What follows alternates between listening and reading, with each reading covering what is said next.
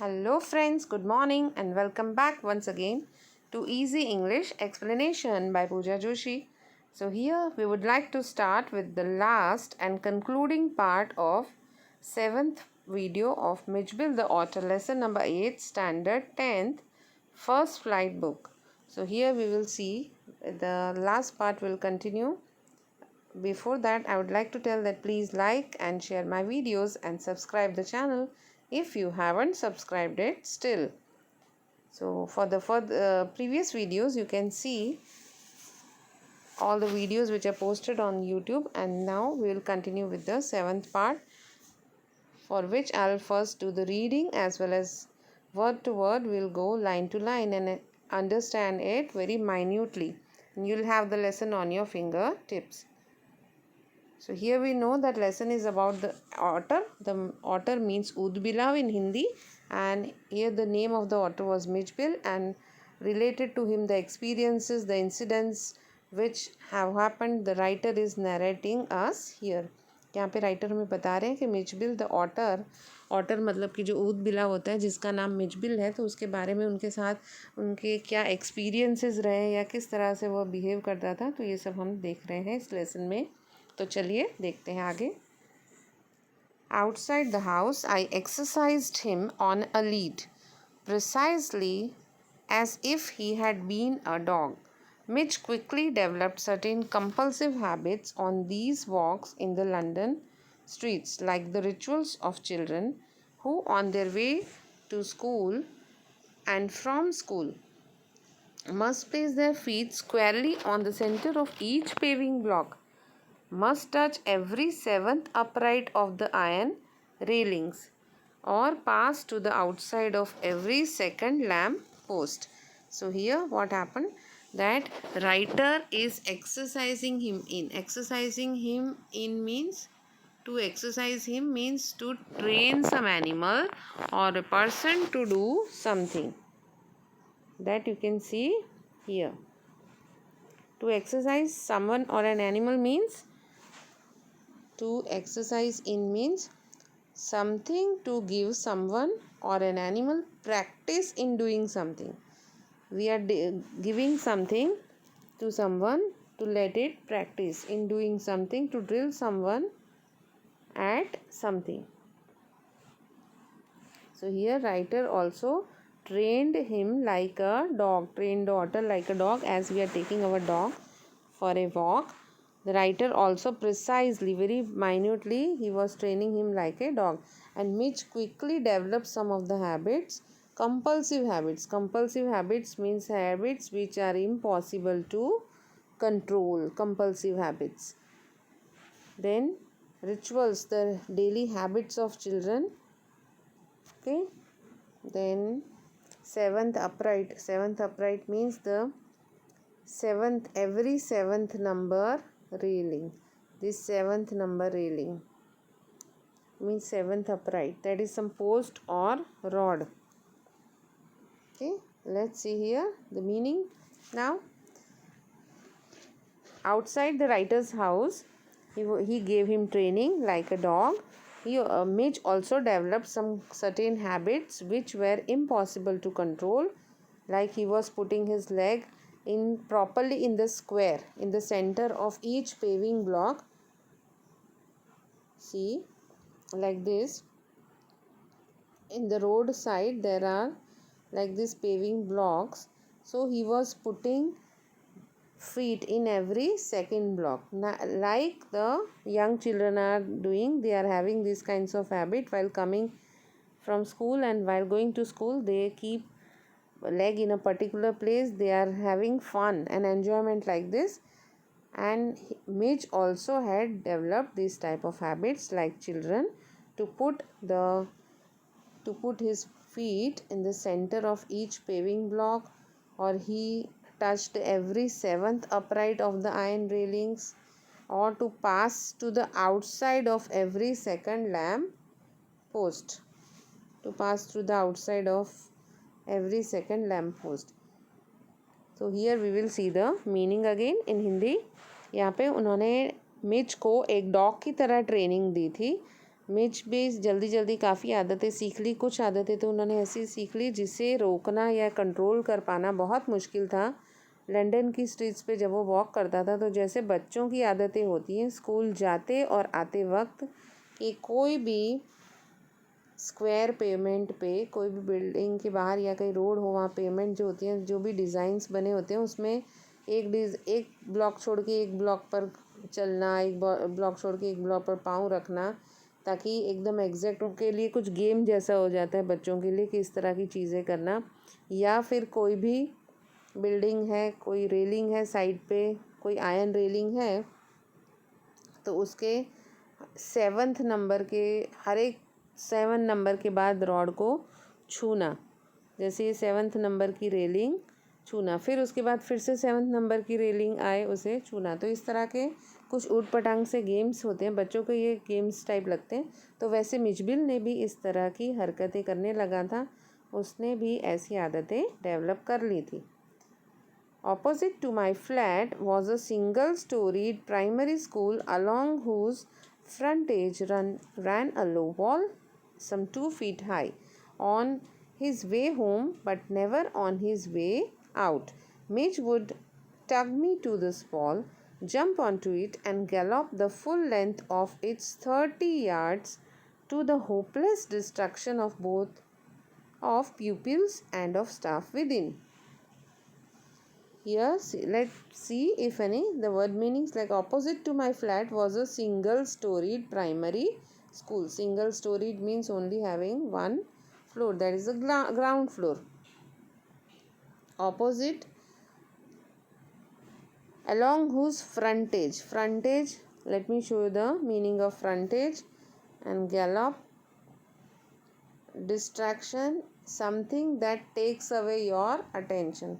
आप जो कर रहे हैं उससे आपका ध्यान भटकाए, आपको डिस्ट्रैक्ट करे। गैलॉप, गैलॉप मीन्स जो 4 पाँव वाले एनिमल या हॉर्स वगैरह जो भी हैं, जो दौड़ते हैं, जो अपना कूदते कूदते जाते हैं गैलॉप करते करते। I will show you the meanings. Here see the meaning of gallop: the fastest pace of a horse or other quadruped with all the feet of the ground together in each stride, go at the pace of gallop. से ये जैसे कि घोड़ा कूदते कूदते हुए जाता है।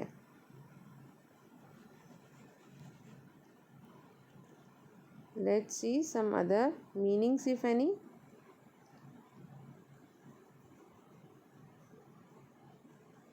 Okay, let's come back to frontage, यानी कि कुछ आंगन होता है, फ्रंट यार्ड होता है, उसको फ्रंटेज कहते हैं। Here see frontage. ओके, ये फ्रंटेज मीन्स उसके आगे का आंगन, जो उसका फ्रंट यार्ड है, वहाँ पे पहले तो राइटर के फ्लैट के ऑपोजिट एक मल्टी स्टोरीड, नहीं सिंगल स्टोरीड एक प्राइमरी स्कूल था, एक ही सिंगल स्टोरी वाला, एक ही फ्लोर वाला, और उसके आगे एक छोटी सी दीवार थी, छोटी हाइट की, जिसको जो 2 फीट हाई थी। इसकी हाइट कितनी थी? 2 फीट। और वहाँ मिचबिल जब वापस आता था घर पे, जब वह घर वापस आता था तब मिचबिल क्या करता था, वॉल के पास खड़ा रहता था, उसमें जंप करता था, फुल स्पीड में गैलॉप करता था और कूदता था और अंदर दौड़ जाता था स्कूल में, जो कि 30 यार्ड्स का डिस्टेंस था। 30 यार्ड्स का जो स्कूल का डिस्टेंस था, वहाँ अंदर कूद जाता था उस वॉल से, और वहाँ पे टीचर्स और स्टूडेंट सभी को डिस्ट्रैक्ट यानी डिस्टर्ब करता था, और वे लोग भी कुछ कर नहीं पाते थे, वे लोग भी होपलेस रहते थे, पर उनकी अटेंशन डिस्ट्रैक्ट हो जाती थी अपने वो काम से, अपनी पढ़ाई से, वो लोग उनका ध्यान भटक जाता था।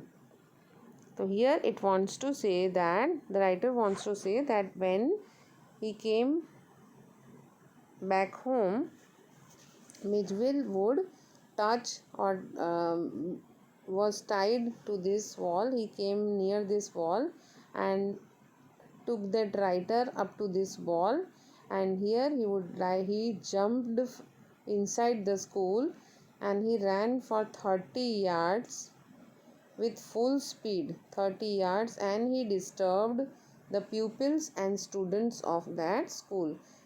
वहाँ के बच्चों को और टीचर्स को डिस्टर्ब करता था और उनका अटेंशन डिस्ट्रैक्ट करता था। और स्कूल के अंदर जो 30 यार्ड्स की जगह पड़ती थी, लंबाई पड़ती थी, वहाँ वह कूदता था, गैलॉप करता था किसी 4 पाँव वाले एनिमल्स की तरह।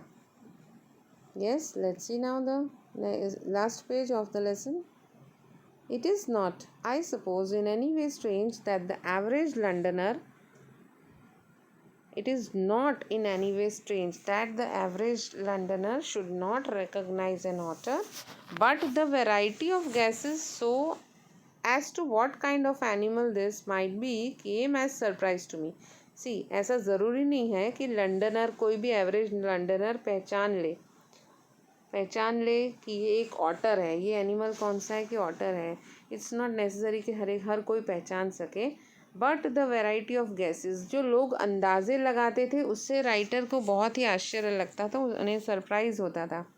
Writer here says that average Londoner should not know the author, then it's understandable, but people were telling otter by different names. That came as a surprise to otters, because the people were not able to recognize otters. Otters belong to a comparatively small group of animals called mustelines, shared by the badger, mongoose, weasel, stoat, mink and others. अब ये जो है mustelines, badger, mongoose, वीजल, state, मिंक्स, ये इनके आपको मैं pictures दिखाती हूँ। ये सब एक ग्रुप ऑफ एनिमल्स है जो कि ऑटर्स की तरह ही लगते हैं, ऑटर्स की फैमिली से बिलोंग करते हैं, आप ये कह सकते हैं। I faced a continuous barrage of conjectural questions.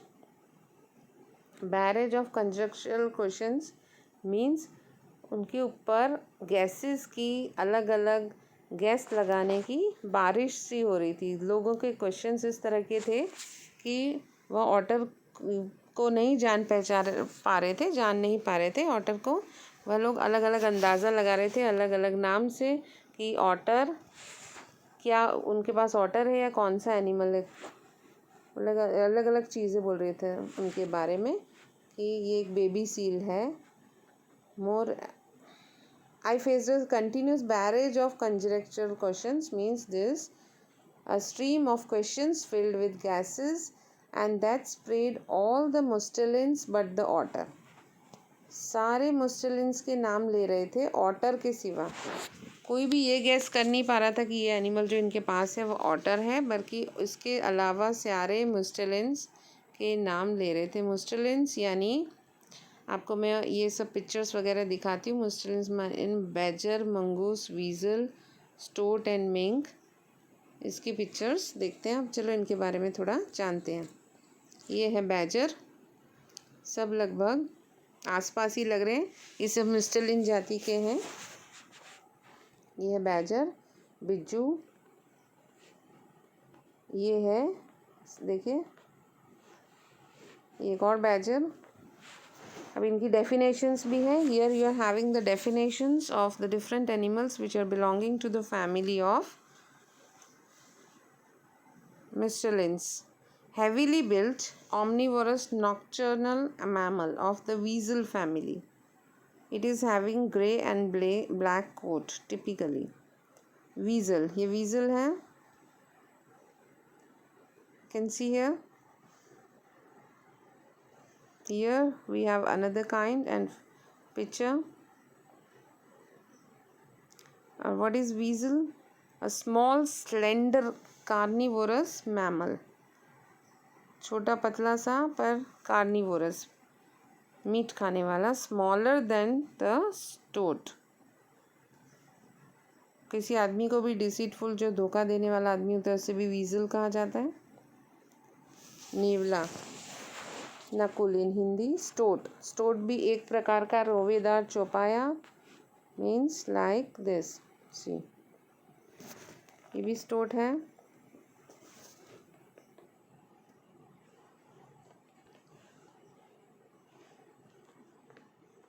State क्या है? A small carnivorous mammal of the weasel family which has a chestnut colour fur with white underparts and a black tipped tail. एक छोटी सी black colour के tip वाली पूंछ।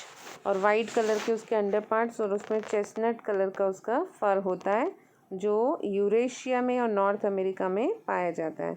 ये भी एक small carnivorous mammal है। ये मिंक, दिस इज मिंक। ये सब एक ही प्रकार के लग रहे हैं, इसलिए मैं आपको अलग अलग पिक्चर्स दिखा रही हूँ इनके, ताकि आपको थोड़ा सा क्लियर हो जाए। A small semi aquatic carnivore, ये मांसाहारी छोटा सा पानी में रहने वाला, आधा लैंड पे रहने वाला स्टोट की तरह का एनिमल है। ये भी नेटिव इसका है नॉर्थ अमेरिका और यूरेशिया। ये भी अपने फ़र के लिए बहुत फेमस है। मिंक, मिंक का फ़र होता है, बहुत ही हाई वैल्यूड फ़र होता है। इसके फ़र की बहुत ही कीमत होती है। इसके बाल की। बीवर, बीवर मतलब भी ऊदबिला होता है, ये बीवर है। तो ऑटर को लोग अलग अलग नाम से देख रहे थे, जान रहे थे, पर वह ये नहीं बता पा रहे थे कि ऑटर यानी ऊदबिलाव है। तो लेट्स सी हियर।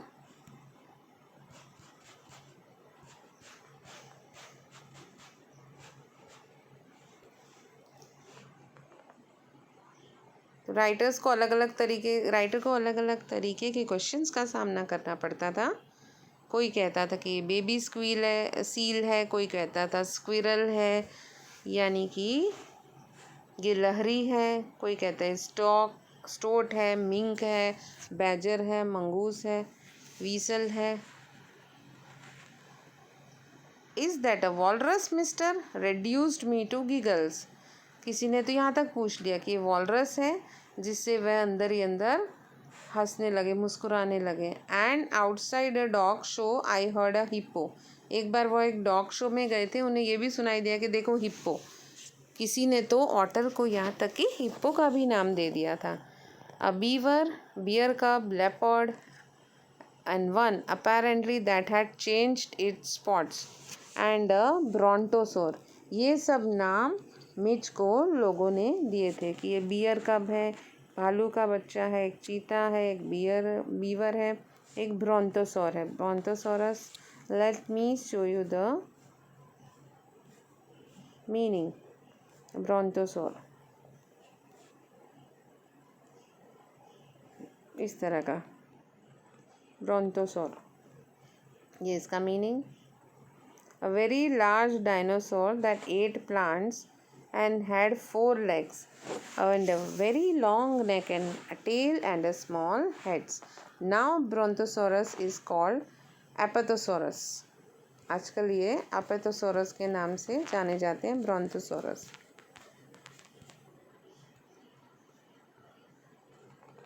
किसी डॉग शो के बाहर तो उसे किसी ने हिप्पो भी कह दिया था। मिच सब कुछ था एक ऑटर के सिवाय, उसको हर तरीके से लोग पहचानते थे, सिर्फ ऑटर ही किसी को याद नहीं आता था, कि कोई भी उसे ऑटर नहीं बुलाता था। But the question for which I awarded the highest score came from a labourer digging a hole in the street. Now the last question which writer awarded the highest marks, writer was found it most amusing and most different. It came from a laborer, a worker who was digging the hole in the street. I was still far from him when he laid down his tool, put his hands on his hips and began to stare. यहाँ पे एक worker काम कर रहा था, गड्ढा खोद रहा था एक गली में, एक स्ट्रीट में, और उसने इस तरह का क्वेश्चन पूछा कि राइटर इन सब में से जो ये गलत गलत गैसेस कर रहे हैं उसके बारे में, ऑटर के बारे में, उसे अलग अलग नामों से पुकार रहे हैं, उसे पहचान नहीं रहे, उसमें सबसे ज़्यादा नंबर 1 रैंक और हाईएस्ट मार्क राइटर देते हैं इस लेबरर को, जो कि एक गड्ढा खोद रहा था एक गली में।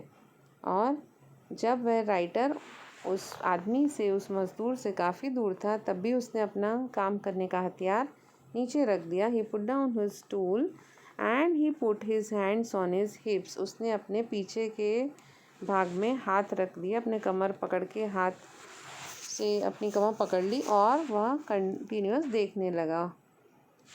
As I drew nearer I saw his expression of surprise and affront. जैसे ही वह थोड़ा सा पास में राइटर उनके पहुँचे तो उसकी एक्सप्रेशन में एक आश्चर्यजनक चीज़ थी, आश्चर्य था उसके एक्सप्रेशन में और एफरंट था. Let's see the meaning of efferent.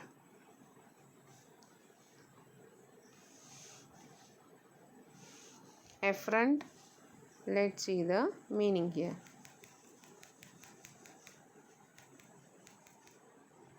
Efferent यानी अपमान था. उसकी आंखों में, जो वर्कर काम कर रहा था उसकी आंखों में एक डिसप्लेजर और एफरंट था. एफरंट मीन्स एन एक्शन और रिमार्क दैट कॉजेज आउटरेज और ऑफेंस, यानी कि अपमान.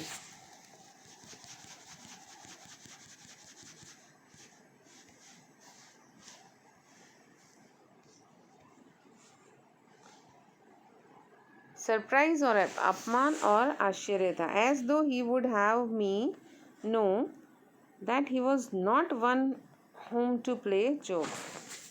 वह राइटर उन्हें, काम करने वाले को, उस लेबरर को बिल्कुल जानते नहीं थे, जैसे कि वह ऐसे नहीं जानते थे कि जिसके साथ हम कोई मजाक कर सकते हैं. हम अपने जानने वालों के साथ ही मजाक कर सकते हैं, क्योंकि जिन्हें हम जानते नहीं उनके साथ तो हम मजाक भी नहीं करते हैं. I came abreast of him. He spat, glared, and then growled out, "Here, mister, what is that supposed to be?" So, उन्हें जैसे ही राइटर एकदम पास है, उसकी आंखों में उसकी एक्सप्रेशन में सरप्राइज और एफरेंट यानी नफरत और आश्चर्य था. और उन्होंने जैसे ही वो पास में आया तो आई केम एब्रेस्ट. एब्रेस्ट मीन्स एकदम उससे पास में आया, उसके एकदम फेस टू फेस सामने. एब्रेस्ट मीन्स एकदम छाती से छाती मिले, मतलब एकदम फेस टू फेस उस आदमी के सामने वो आए राइटर. तो उसने पहले तो स्पैट किया यानी थूका, फिर देखता रहा वो, और फिर गुस्से से चिल्लाया. Growled means angrily he said कि क्या चीज़ है ये. Means here mister, what is that suppose to be. आखिर ये चीज़ क्या है. Okay, so with that we end this lesson here. Hope you must have liked this lesson. So see you again with one new lesson. So for the time being, please do take good care of yourself. Stay at home. If at some times you can be out, but please do take good care at that time by washing your hands off and on. Bye bye. See you.